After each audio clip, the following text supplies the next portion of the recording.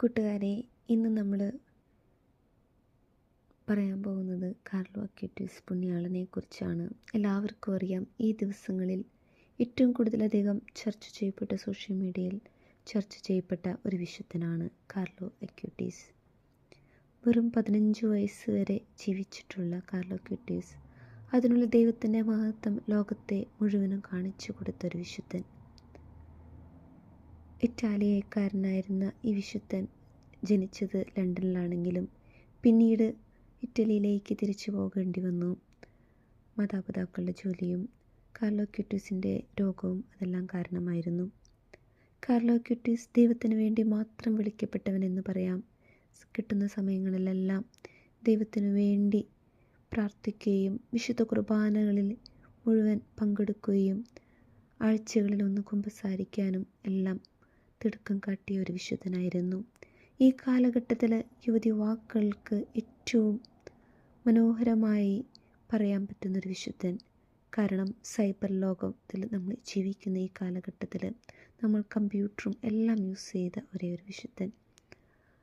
ഈ യുഗത്തിൽ കമ്പ്യൂട്ടർ എല്ലാം യൂസ് ചെയ്തിട്ടും വിശുദ്ധനാവാൻ പറ്റുമെങ്കിൽ എന്തുകൊണ്ട് നമുക്കായിക്കൂടാ? കാർലോസ് എല്ലാ തരത്തിലുള്ള ജീവിതത്തിലും ജീവിച്ചിട്ടും അവനൊരു വിശുദ്ധനായിട്ടുണ്ടെങ്കിൽ ദൈവം ഉയർത്തിയത് ഈ കാലഘട്ടത്തിൽ നമുക്ക് ഓരോരുത്തർക്കും ആ വിശുദ്ധനെ മാതൃകയാക്കാൻ വേണ്ടിയാണ്. ആ വിശുദ്ധൻ്റെ മാതാപിതാക്കൾ ഇന്നും ജീവിക്കുന്നു. ഈ സെപ്റ്റംബർ 7 കാർലോസ് അക്യൂറ്റീസിനെ വിശുദ്ധനായി മാർപ്പാപ്പ ലിയോ പ്രഖ്യാപിച്ചത്. ആ ഒരു വലിയ ഒരു വിശുദ്ധമായ ആ ഒരു കാര്യം സംബന്ധിക്കാൻ ആ വിശുദ്ധൻ്റെ മാതാപിതാക്കൾക്കും സഹോദരങ്ങൾക്കും ദൈവം അനുഗ്രഹിച്ചു.